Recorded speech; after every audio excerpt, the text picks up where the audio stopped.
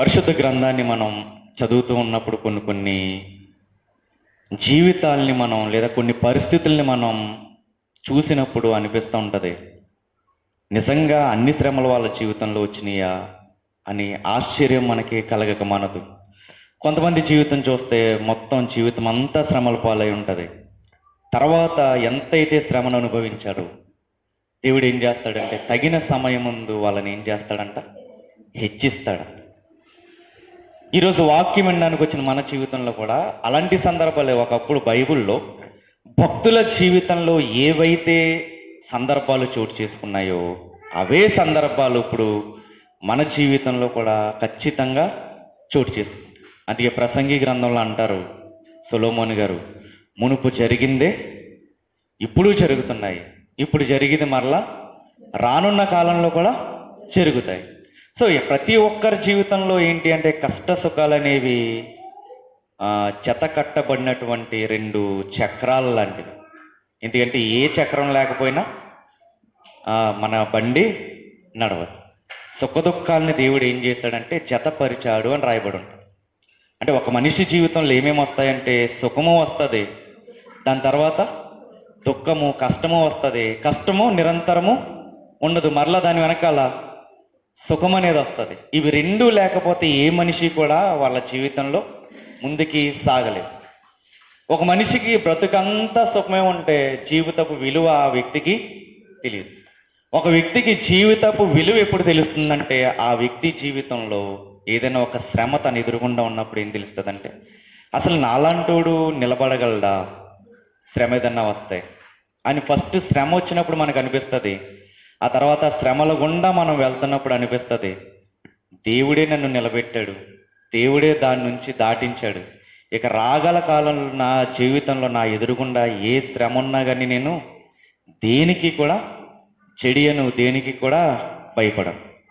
అందుకే రాయబడి ఉంటుంది వాక్యంలో, దేవుడు మన పక్షమును ఉండగా మనకి విరోధి అయిన వాడు ఎవడు.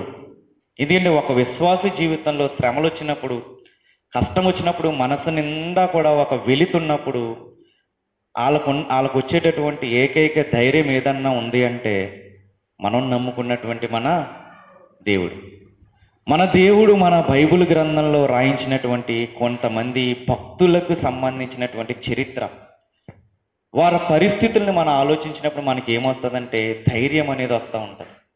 అందుకే రాయబడి ఉంటుంది పేతురు గ్రంథము, మొదటి పేతురు పత్రిక, పేతురు గారు రాసినటువంటి మొదటి పత్రిక, పేతురు గారు రాసినటువంటి మొదటి పత్రిక 5వ అధ్యాయము, పేతురు గారు రాసినటువంటి మొదటి పత్రిక 5వ అధ్యాయము అందరికీ తెలిసిన మాట ఇది, 6వ వచనం. దేవుడు తగిన సమయమందు మిమ్మును హెచ్చించినట్లు ఆయన బలిష్టమైన చేతి క్రింద దీన మనస్కులై ఉండుడి. ఇది ఎవరు రాస్తున్న పత్రిక? పేతురు గారు రాస్తున్నటువంటి పత్రిక. జాగ్రత్తగా ఎప్పుడన్నా మనం బైబిల్ చదివేటప్పుడు కొన్ని వేషాలను మనం జ్ఞాపకం చేసుకుంటుంటే బైబిల్ని మనం చాలా బాగా అవగాహన చేసుకోగలం. ఎప్పుడన్నా బైబిల్ చదువుతున్నప్పుడు మనకు మనం వేసుకోవాల్సినటువంటి కొన్ని క్వశ్చన్స్ ఏంటంటే, ఇప్పుడు నేను చదవబడినటువంటి వాక్యం ఏదైతే ఉందో అది ఎవరు చెప్తున్నారు? ఫస్ట్ క్వశ్చన్ మనం వేసుకోవాలి. బైబిల్ చదివేటప్పుడు బైబిల్లో ఉన్నటువంటి లోతైన విషయాలు మనకు అర్థం కావాలనుకున్నప్పుడు మొట్టమొదట మనం వేసుకోవాల్సినటువంటి క్వశ్చన్ ఏంటంటే ఎవరు ఈ మాటని మాట్లాడుతున్నారు అనేటటువంటి ప్రశ్న మనం వేసుకోవాలి. రెండవది, ఎవరితో మాట్లాడుతున్నారు? రాయబడినటువంటి వాక్యం ఎవరితో మాట్లాడుతున్నారు? ఆ మాట్లాడినటువంటి వాక్యంలో దేవుడు నాకేం పాఠం నేర్పుతున్నాడు? ఇటువంటి ప్రశ్నలు మనం వేసుకుంటే బైబిల్లో ఉన్నటువంటి కొన్ని మాటలు మనం తప్పుగా అర్థం చేసుకునేటటువంటి అవకాశాలు ఉండవు.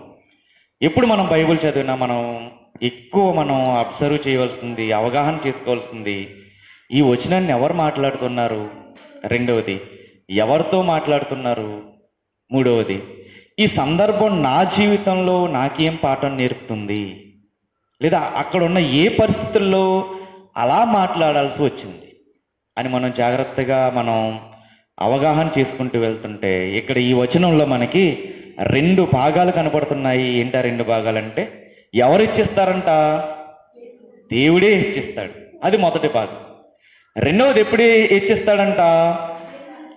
దీన మనస్కులై ఉన్నప్పుడు హెచ్చిస్తాడు.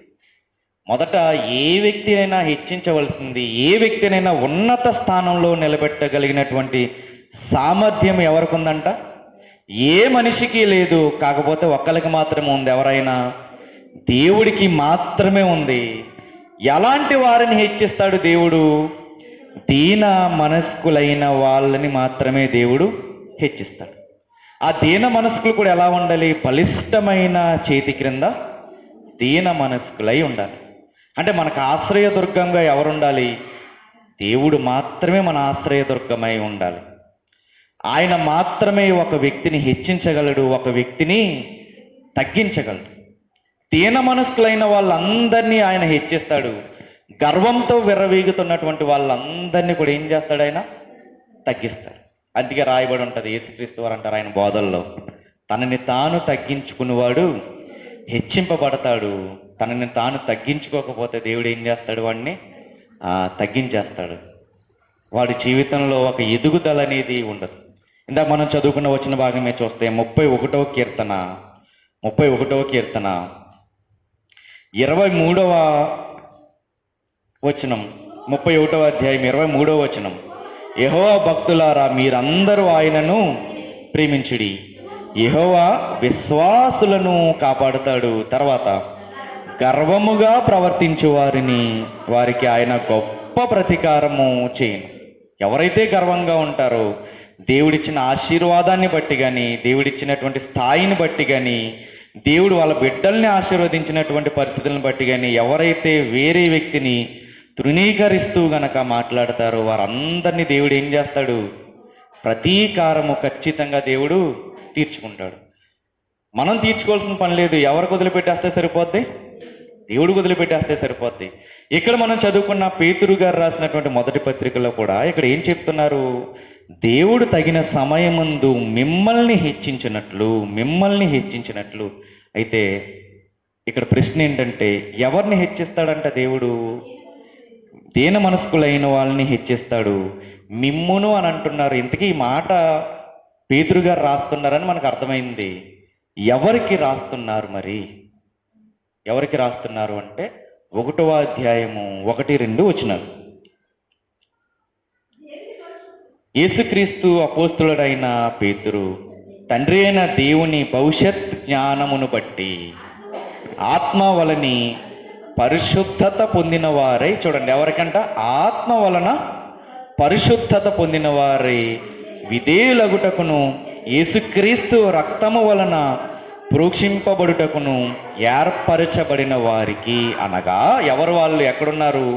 పొంతు, గలతీయ, కప్పదొకియ, ఆసియా, బితునియా అను దేశములయందు చెదరిన వారిలో చేరిన యాత్రికులకు శుభమని చెప్పి వ్రాయినది. మీకు కృపయు సమాధానము విస్తరిల్లును గాక. ఎవరికి రాస్తున్నారు? చెదరిన వారిలో అని అంటున్నారు. దేశములయందు చెదరిన వారిలో చేరిన. జాగ్రత్తగా మనం ఆలోచిస్తూ ఉంటే, అక్కడ ఉన్నటువంటి భౌగోళిక పరిస్థితులను మనం ఆలోచిస్తూ ఉంటే, ఇక్కడ ఉన్న సంఘం ఎవరు? పొంతు, గలతీయ, కప్పదొకియ, ఆసియా, బితునియా అనే దేశాల వాళ్ళు ఏమయ్యారంట? చెదిరిపోయారు. ఈరోజు మనం వాక్యం వింటున్నటువంటి మన జీవితంలో కూడా కొన్ని పరిస్థితులు ఏం చేస్తాయంటే మన మనస్సుని చెదరగొడతా ఉంటాయి, మన ఆలోచనల్ని కూడా చెదరగొడతా ఉంటాయి, మన ఆరోగ్యాన్ని కూడా చెదరగొడతాయి. ఒక్కొక్కసారి మన జీవితంలో మనకు వచ్చిన శ్రమలు కానీ, మన ముందున్నటువంటి కష్టం కానీ, లేదంటే ఎటు తోచినటువంటి పరిస్థితులు కానీ ఏం చేస్తాయంటే మన గూడిని చెదరగొడుతూ ఉంటాయి. మన కుటుంబాలను కూడా ఏం చేస్తాయంటే చెదరగొడుతూ ఉంటాయి. కుటుంబాల మధ్యన ఉన్నటువంటి ఐక్యతను చెదరగొడుతూ ఉంటాయి. కుటుంబాల మధ్యన ఉన్నటువంటి ప్రేమను కూడా చెదరగొడుతూ ఉంటాయి. అలాంటి వారితో దేవుడు అంటున్నాడు, దేవుడు తగిన సమయమందు మిమ్మల్ని హెచ్చించులాగున ఈరోజు నిన్ను చెదరగొట్టినటువంటి అనారోగ్యం ఏదైతే ఉందో ఆ అనారోగ్యాన్ని దేవుడు ఏం చేస్తాడంట? తగ్గించి ఏది హెచ్చిస్తాడంట? ఆరోగ్యాన్ని దేవుడు ఏం చేస్తాడు? హెచ్చిస్తాడు. తగిన సమయమందు. ఈరోజు ప్రేమ లేనటువంటి పరిస్థితులు నిన్ను చెదరగొట్టినాయేమో, దేవుడు నిన్ను హెచ్చిస్తాడు. ఎలాగా? నువ్వే అనేకులకు ప్రేమను పంచేదానిగా, ఆదరణను పంచేదానిగా దేవుడు ఏం చేస్తాడు? హెచ్చిస్తాడు. ఆయన మాత్రమే చేయగలడు, కానీ ఏ మనిషి కూడా చేయలేడు. ఇక్కడున్న వీళ్ళ పరిస్థితిని మనం ఆలోచిద్దాము. వీళ్ళు ఏమయ్యారంట? చెదిరిపోయారు. చెదిరిపోవడానికి కారణం ఏంటి? చెదిరిపోవడానికి కారణం ఏంటి అని కనుక మనం ఆలోచిస్తే అపోస్తుల కార్యాలు 8వ అధ్యాయము, అపోస్తుల కార్యములు 8వ అధ్యాయము 1-2 వచనాలు చూస్తే ఎందుకు చెదిరిపోయారు అనేది మనకు చూడండి. ఆ కాలమందు యెరూషలేములోని సంఘమునకు గొప్ప హింస కలిగినందున అపోస్తులు తప్ప అందరూ యూదయ సమరయ దేశములందు చెదిరిపోయారు. ఆ కాలంలో అంటే ఆది అపోస్తుల కాలంలో, ప్రారంభ శతాబ్దంలో ఏం జరుగుతుందంట? సంఘానికి ఏమొచ్చింది? గొప్ప హింస వచ్చింది. హింస కూడా కాదు, ఏ హింస? గొప్ప హింస రావడం వల్ల వాళ్ళందరూ ఏమయ్యారంట? చెదిరిపోయారు. అంటే ఇప్పుడు ఈ పేతురు గారు ఎవరికి రాస్తున్నారు? హింస వలన, శ్రమ వలన చెదిరిపోయి ఎటూ తోచని పరిస్థితుల్లో ఉన్నటువంటి వాళ్ళకి ఏం చేస్తున్నారంటే పేతురు గారు ఒక ఆదరణ కలిగించే, ఒక ధైర్యాన్ని నింపే ప్రయత్నం ఎవరు చేస్తున్నారు? పేతురు గారు చేస్తున్నారు. ఈ చెదరపోయిన వారి పరిస్థితి ఎలా ఉంది? చెదరపోయినటువంటి వారి పరిస్థితి ఎలా ఉంది చూడండి. 1 పేతురు పత్రిక 1వ అధ్యాయము, 1 పేతురు పత్రిక 1వ అధ్యాయము 6వ వచనం. ఇందువలన మీరు మిక్కిలి ఆనందించుచున్నారు గాని అవసరమును బట్టి నానా విధములైన శోధనల చేత ప్రస్తుతమున కొంచెము కాలము మీకు దుఃఖము కలుగుచున్నది. ఎలా ఉంది వీళ్ళ పరిస్థితి? దుఃఖముతో ఉంది. కొంచెం కాలం. అప్పుడున్న వాళ్ళ పరిస్థితి ఎలా ఉందంటే చాలా దుఃఖముతో ఉంది. 2వ అధ్యాయము 20వ వచనం. తప్పిదమునకై దెబ్బలు తినినప్పుడు మీరు సహించిన ఎడల మీకేమి ఘనము? మేలు చేసి బాధపడినప్పుడు మీరు సహించిన ఎడల అది దేవునికి హితమగును. ఇందుకు మీరు పిలువబడితే. 21వ వచనం. క్రీస్తు కూడా మీ కొరకు బాధపడి మీరు తన అడుగు జాడల యందు నడుచుకున్నట్లు మీకు మాదిరి ఉంచిపోయెను. సరిపోతుంది. వీళ్ళ పరిస్థితిని మనం గమనించినట్లయితే ఇక్కడ 6వ వచనం కానీ, ఇక్కడ మనం చూసిన 20వ వచనం కానీ, వీళ్ళు శ్రమని అనుభవిస్తున్నారు, బాధని అనుభవిస్తున్నారు. ఇక్కడ మనం చదివిన వచనం చూస్తే వీళ్ళు ఏమన్నా తప్పు చేసి బాధను అనుభవిస్తున్నారా? తప్పు చేసి కాదు బాధ అనుభవిస్తుంటా. ఏం చేస్తున్నారు? మేలు చేసి బాధ అనుభవిస్తున్నారు. మన జీవితంలో కూడా మనం ఏ తప్పు చేయకపోయినా ఒక్కొక్కసారి కొంతమంది నిందలకి మనం గురవుతూ ఉంటాం. మనం ఎంత మంచిగా బ్రతికినా, ఎదుటి వాళ్ళని మనం ఎంత ప్రేమించినా వాళ్ళు తిరిగి మనల్ని ప్రేమించడం పక్కన పెడితే మరలా తిరిగి మన మీదకి ఏం చేస్తారు? రాళ్ళు విసురుతూ ఉంటారు. నాకు పలానా వ్యక్తి అంటే ఎంతో ప్రేమించాను, కానీ వాడేం చేశాడంటే మరలా తిరిగి నా మీదకి రాళ్ళు విసిరాడు, చెడ్డ సాక్షి నా మీద పలుకుతున్నాడు అన్నటువంటి సందర్భాలు మన జీవితంలో బోలెడు చోటు చేసుకుంటాయి. మనం ఒకరిని ప్రేమిస్తాము, ఎంతో ఆత్మీయంగా ప్రేమిస్తాం, వాళ్ళు కాకపోతే మనల్ని అర్థం చేసుకోరు. అర్థం చేసుకోకుండా మన మీద ఏం చేస్తారు? తిరిగి లేనిపోయినటువంటి కొన్ని చాడీలు చెప్పి ఏం చేస్తారంటే మన జీవితంలో కుటుంబం ముక్కలైపోవడానికి కారణమవుతారు. భార్యాభర్తలు కూడా విడిపోవడానికి కారణమవుతారు. ఎందుకు జరుగుతుంది ఇది అంటే ఒక వ్యక్తి మరొక వ్యక్తిని అర్థం చేసుకోకపోవడం వల్ల. ఇంకొకటి వేరే వాళ్ళు చెప్తున్నటువంటి మాటలు వినడం వల్ల. ఎప్పుడు ఒక క్రైస్తవుడిగా ఏమంటారంటే సామెతల గ్రంథంలో ఎవడైనా నీ ఎదురుగుండా చాడీలు చెప్పేవాడు నీ ఎదురుగుండా ఉన్నప్పుడు నీ నోటికి ఏం వేసుకోవాలంట? కళ్ళాన్ని లేదా చిక్కాన్ని నువ్వు పెట్టుకో అని అంటారు. నీ నోటికి నువ్వు చిక్కాన్ని వేసుకో. ఎందుకంటే వాడు నీ దగ్గరికి వచ్చి చెప్తున్నాడంటే నీ గురించి కూడా వాడు మళ్ళా చెప్తాడా చెప్పడా? ఎవడైనా భక్తి లేనటువంటి వాడు నీ ఎదురుగుండా ఉన్నప్పుడు నీ నోటికి ఏం పెట్టుకోమంటున్నాడంటే కళ్ళాన్ని చిక్కాన్ని మీరు పెట్టుకోండి అని అంటున్నాడు. వాడితో మనం ఏమాత్రము కూడా మన కుటుంబ పరిస్థితులు కానీ మన కుటుంబంలో మన కుటుంబంలో నేడు మనం అనుభవిస్తున్నటువంటి పరిస్థితులు కానీ ఏది కూడా మనము ఎవరికి చెప్పకూడదు. ఇది బైబిల్ చెప్పినటువంటి మాటే. మనం బాగున్నా బాగోకపోయినా, మన కుటుంబంలో ఈరోజు తినడానికి ఉన్నా లేకపోయినా, మన కుటుంబంలో ఈరోజు సమాధాన పరిస్థితులు ఉన్నా లేకపోయినా, మన ఇంట్లో గొడవ అయినా అవ్వకపోయినా, ఏది కూడా మనము బయటికి చెప్పకూడదు. ఈరోజు మన పరిస్థితి బాగాలేదు, సరిగ్గా మన వాళ్ళకి మన కుటుంబ యజమానికి సరైనటువంటి పోషణ జీవనాధారం దొరకట్లా, పని దొరకట్లా, అప్పుడు మనం ఏం చేయాలి? ప్రార్థన చేయాలి తప్ప ఎక్కడా కూడా మన పరిస్థితిని, వాక్యాన్ని ఆధారం చేసుకునే చెప్తున్నా, ఎక్కడా కూడా మన పరిస్థితిని వేరే వాళ్ళ దగ్గర ఎట్టి పరిస్థితుల్లో చెప్పరు. చాలామందికి, స్త్రీలకి చాలామందికి ఉన్నటువంటి ఒక బలహీనత ఏంటంటే, ఇంట్లో కుటుంబ యజమానుడికి పని లేకపోయేసరికి ఏం చేస్తారు? అతన్ని సాధిస్తారు, అది వేరే విషయం.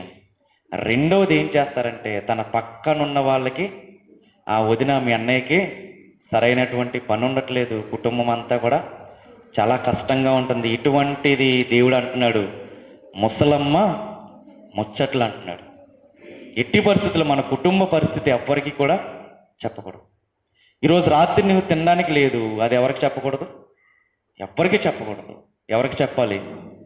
దేవుడికి మాత్రమే, రహస్యమందున్న నీ దేవుడికి మాత్రం. ఏదైనా కుటుంబ పరిస్థితి ఏదైనా కానీ రహస్యంగానే ఉండాలి తప్ప బట్టబయలు కాకూడదు. యేసుక్రీస్తు వారి గురించి రాయబడినటువంటి ఒక అద్భుతమైన మాట ఏంటంటే, ఆయన మాట అంట వీధులలో వినపడదంట. దాని అర్థం ఏంటి?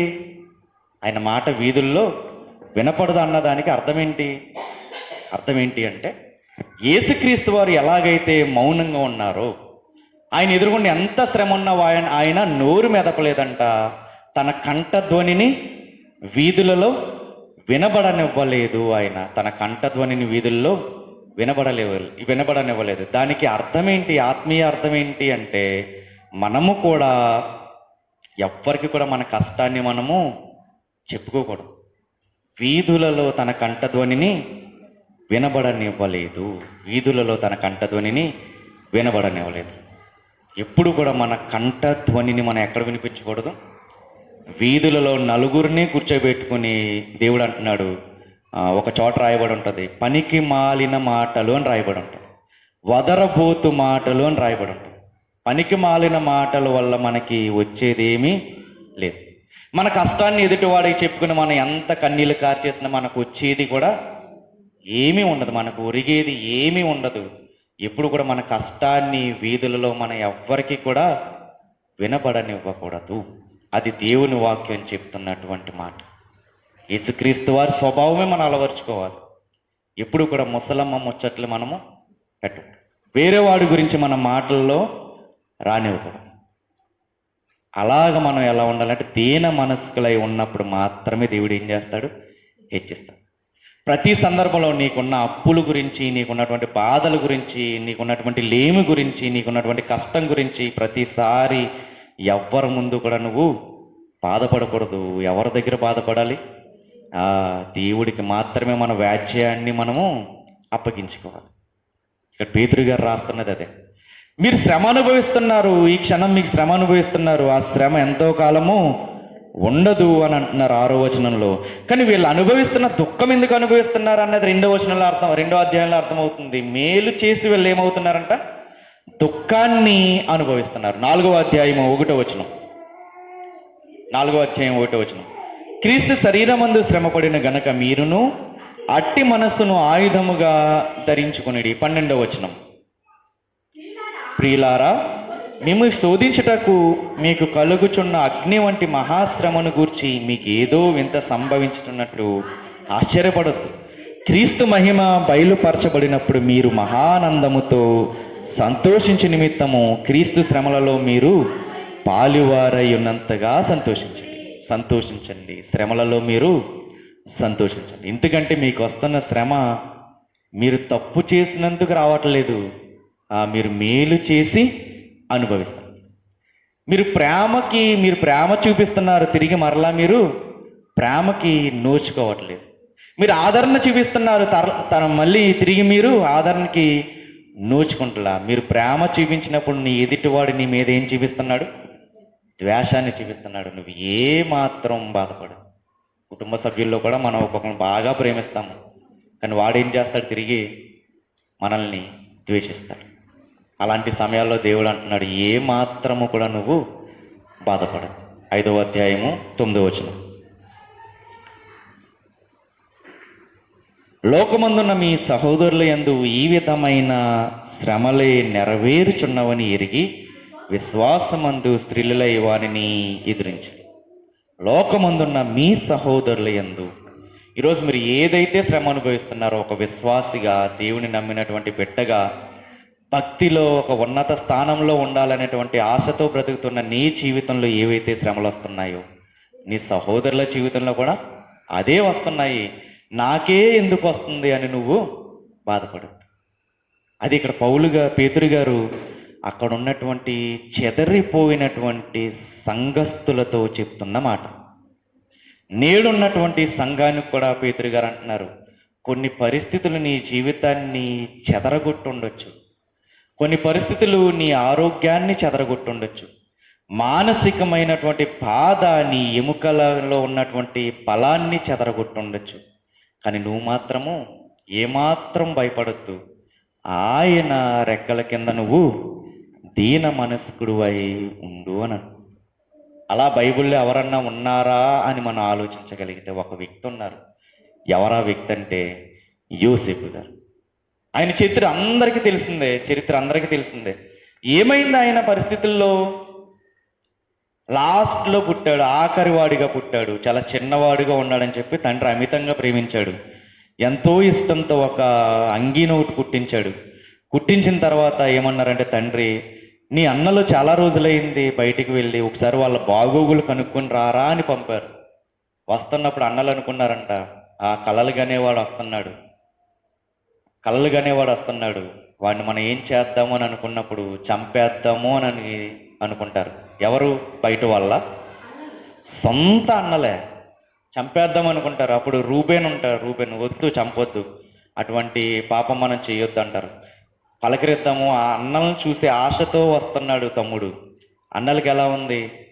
వీడిని ఎప్పుడు చంపేద్దామా అని కక్షతో ఎదురు చూస్తున్నటువంటి అన్నలు ఉన్నారు. వచ్చిన వెంటనే ఏం చేశారంటే అంగీని లాగేసుకున్నారు.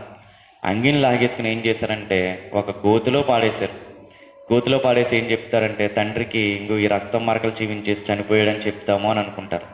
తర్వాత మళ్ళీ ఏం చేస్తారంటే వద్దులే, గోతులో కాకుండా వీడిని ఐగుప్తు దేశానికి అమ్మేద్దాము అని ఏం చేస్తారంటే ఐగుప్తు దేశానికి బానిసగా అమ్మేస్తారు.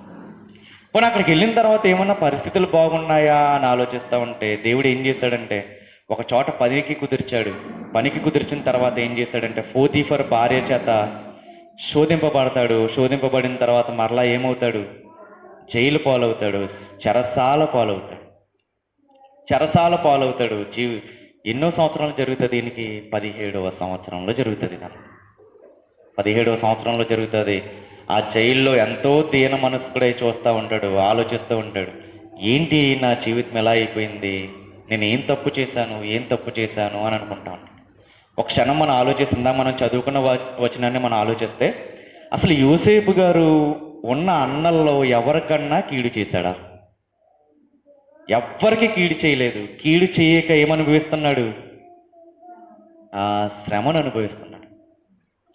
నా అన్నలు అనుకుంటా తిరిగాడు. ఆ అన్నలే ఏం చేశారు? బానిసగా అమ్మేసి ఏం చేశారంటే శ్రమల పాలవడానికి కారణమయ్యాడు.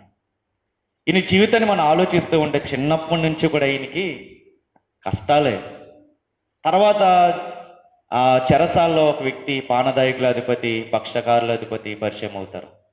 పరిచయం అయిన తర్వాత ఏం చేస్తాడంటే కొన్ని కళలు వస్తూ ఉంటాయి, కళల భావం చెప్తారు. చెప్పిన తర్వాత నేను బయటికి వెళ్ళిన తర్వాత నన్ను జ్ఞాపకం చేసుకో అని అన్నప్పుడు ఏం జరిగిందో చూద్దాం. ఆదికాండము 40వ అధ్యాయము. ఆదికాండము 40వ అధ్యాయము 23వ వచనం, ఆఖరి వచనం.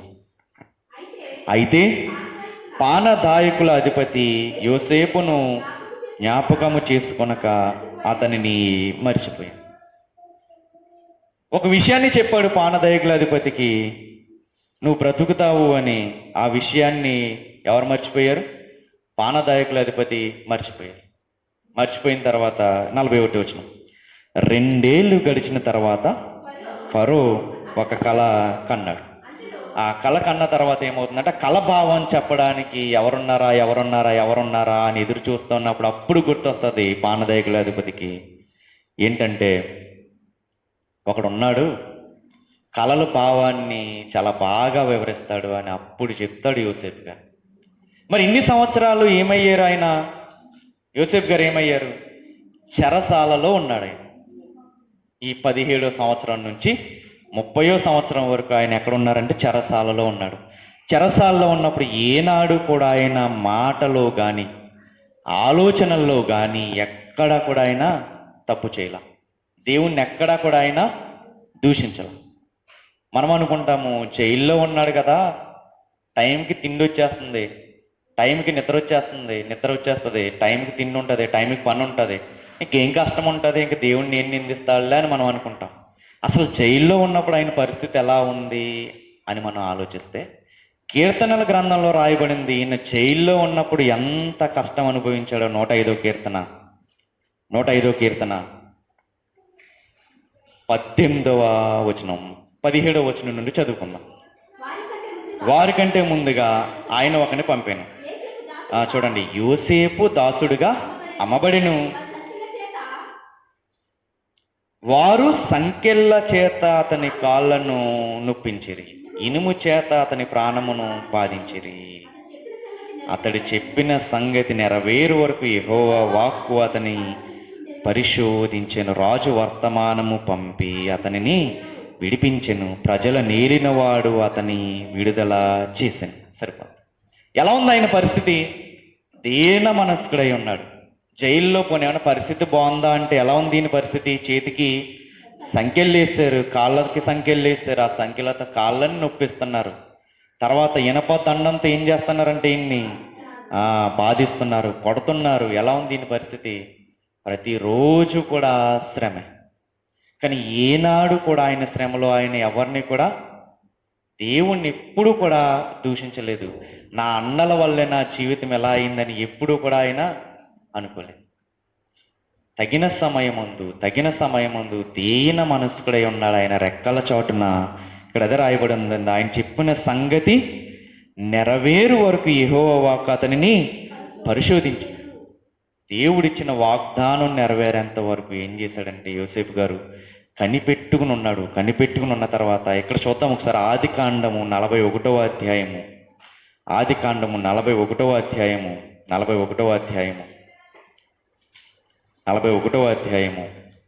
40వ వచనం. నీవు నా ఇంటికి అధికారివై ఉండవలెను, నా ప్రజలందరూ నీకు విధేయులై ఉందురు, సింహాసన విషయంలో మాత్రమే నేను నీకంటే పైవాడుగా ఉందునని యోసేపు చెప్పాను. ఎవరు చెప్తున్నారు ఈ మాట? సాక్షాత్తు ఐగుప్తును పరిపాలిస్తున్నటువంటి రాజు చెప్తున్న మాట. ఏమని?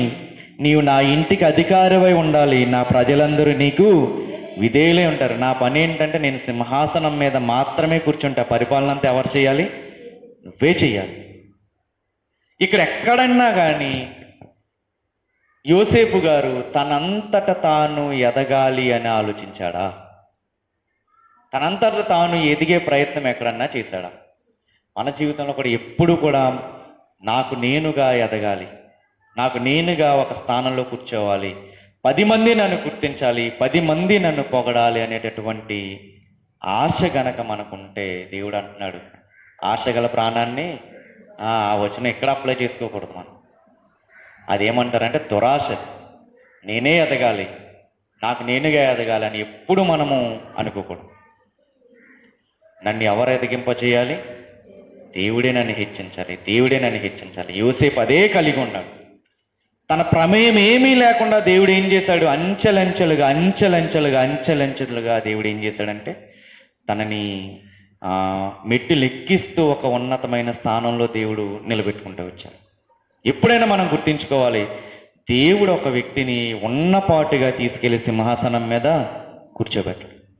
దేవుడు చేసే కార్యాలు ఎలా ఉంటాయంటే ఎప్పుడు కూడా అల్పంగానే ఉంటాయి మొదట, తర్వాత ఎలా ఉంటాయి? అవి అధికముగా మార్చబడతాయి. జకర్యా గ్రంథము ముగించేసుకుందాం. జకర్యా గ్రంథము 4వ అధ్యాయం. జకర్యా గ్రంథము 4వ అధ్యాయము 10వ వచనం. 4వ అధ్యాయము 10వ వచనం.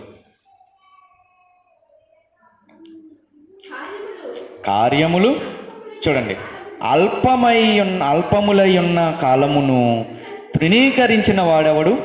లోకమంతటా సంచారము చేయు యెహోవా యొక్క 7 నేత్రములు జెరుబ్బాబెలు చేతిలో గుండు నువ్వులుండుట చూచి సంతోషించును. సరిపోదు. కార్యాలు ఎలా ఉన్నాయంట? అల్పములై ఉన్నాయంట. కార్యములు ఎలా ఉన్నాయి? అల్పముగా ఉన్నాయి. ఎప్పుడైనా మనం మన జీవితంలో దేవుడు ఆశీర్వదించాలి అంటే, దేవుడు ఆశీర్వాదం ఎలా ఉంటుందంటే, ఒకేసారి మనల్ని తీసుకెళ్ళి ఆ మేడల మీద, మిద్దెల మీద దేవుడు కూర్చోబెట్టాడు. ఒకేసారి తీసుకెళ్ళి మనల్ని సింహాసనం మీద కూర్చోబెట్టాడు. దేవుడు ఆశీర్వాదం ఎలా ఉంటుందంటే అంచెలంచెలుగా ఉంటుంది. ఒకేసారి దూకేసేటట్టుగా ఉండదు. దేవుని కార్యాలు ఎప్పుడైనా కానీ మొదట ఎలా ప్రారంభిస్తాడు? దేవుడు అల్పంగానే ప్రారంభిస్తాడు. మనిషి మాత్రం ఎలా ప్రారంభిస్తాడు? ఆర్భాటంగా ప్రారంభిస్తాడు, అల్పంగా ముగిస్తాడు. కానీ దేవుడు ప్రారంభం ఎలా ఉంటుందంటే అల్పంగా ప్రారంభిస్తాడు, తర్వాత ఏం చేస్తాడు? ఆర్భాటముతో దేవుడు ముగిస్తాడు. ఎప్పుడు కూడా మనం నిరాశ నిస్పృహల్లో గనక ఉంటే, ఆయన కార్యాలు గనక చేయడం మొదలు పెడితే దాన్ని తిప్పగలిగే సామర్థ్యము ఎవ్వరికి కూడా లేదు. అందుకే యోబు గ్రంథంలో అంటారు, మొదట నీ స్థితి కొద్దిగా ఉన్నది, తర్వాత తుదకు. చూద్దాం ఒకసారి యోబు గ్రంథము 8వ అధ్యాయము. యోబు గ్రంథము 8వ అధ్యాయము 7వ వచనం. యోబు గ్రంథము 8వ అధ్యాయము. మొదట నీ స్థితి, అప్పుడు నీ స్థితి మొదట కొద్దిగా ఉండినను తుదకు నీవు మహా అభివృద్ధి పొందేదవు. నీవు అభివృద్ధి పొందేదవు అని రాయబడి ఉందా? ఏ అభివృద్ధి అంటది? మహా అభివృద్ధి. దేవుడు ఎప్పుడు కూడా ఒక వ్యక్తి పరిస్థితిని ఎలా మొదలు పెడతాడంటే, కొద్దిగా ఉన్న స్థితిలో నుంచి ఏం చేస్తాడు? మహా అభివృద్ధిలోకి తీసుకువెళ్తాడు. ఎప్పుడు కూడా మనం దేవుడు చేసే కార్యాలని కనిపెట్టుకుని ఉండాలి తప్ప, ఎదుటివాడి ఎదుగుదలను చూసి నేనెప్పుడు ఎదుగుతానా, నా కుటుంబం ఎప్పుడు ఎదుగుతుందా అని ఎదుటి వాళ్ళని చూసి మనం ఎప్పుడు కూడా మనల్ని మనము బేరీజు వేసుకోకూడదు. దేవుడే కార్యాలు చేస్తాడు. ఇదే గ్రంథంలో మనం ఆదికాండంలో ఒక వ్యక్తి పరిస్థితిని చూసి ముగించుకుందాము. అబ్రహాం గారు చనిపోయారు. చనిపోయిన తర్వాత ఆయన కొడుకు ఎవరు? అబ్రహాం గారి కుమారుడు ఎవరు? ఇస్సాకు గారికి పాపం ఉండడానికి స్థలం లేదు. స్థలం లేనప్పుడు వెళ్ళి ఫిలిష్తీయుల రాజుని అడుగుతాడు, నాకు కొంచెం స్థలం ఇయ్యి, నీ దేశంలో కొంచెం స్థలం ఇయ్యి, నేనేం చేస్తానంటే చిన్న గుడారం వేసుకుని జీవిస్తాను అని పర్మిషన్ అడగడానికి వెళ్తారు. అప్పుడు ఇస్సాకుని చూసి అనుకుంటారు ఫిలిష్తీయుల రాజు ఏమంటాడంటే, నువ్వెంతలే, చిన్న గుడారమే కదా, నా ముందు నువ్వెంత అనుకుని ఏం చేస్తాడంటే చోటిస్తాడు.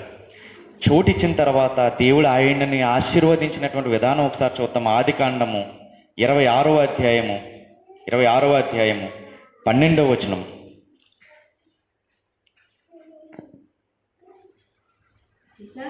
ఇస్సాకు ఆ దేశమందున్నవాడై, చూడండి, విత్తనము వేసి ఆ సంవత్సరము 100 ఫలము పొందెను. చూడండి, యెహోవా అతనిని ఆశీర్వదించెను కనుక ఆ మనుషుడు గొప్పవాడయ్యాడు. ఎప్పుడు గొప్పవాడయ్యాడంట? దేవుడు ఆశీర్వదించడం వల్ల గొప్పవాడయ్యాడు. ధనవంతుడి కాదు, గొప్పవాడయ్యాడు. ఎవరు ఆశీర్వదించడం వల్ల? యెహోవా ఆశీర్వదించడం వల్ల. నెక్స్ట్, అతడు మిక్కిలి గొప్పవాడగు వరకు క్రమక్రమముగా అభివృద్ధి పొందుచూ వచ్చెను. మిక్కిలి గొప్పవాడు అయ్యేంత వరకు ఈయన అభివృద్ధి ఎలా ఉంది?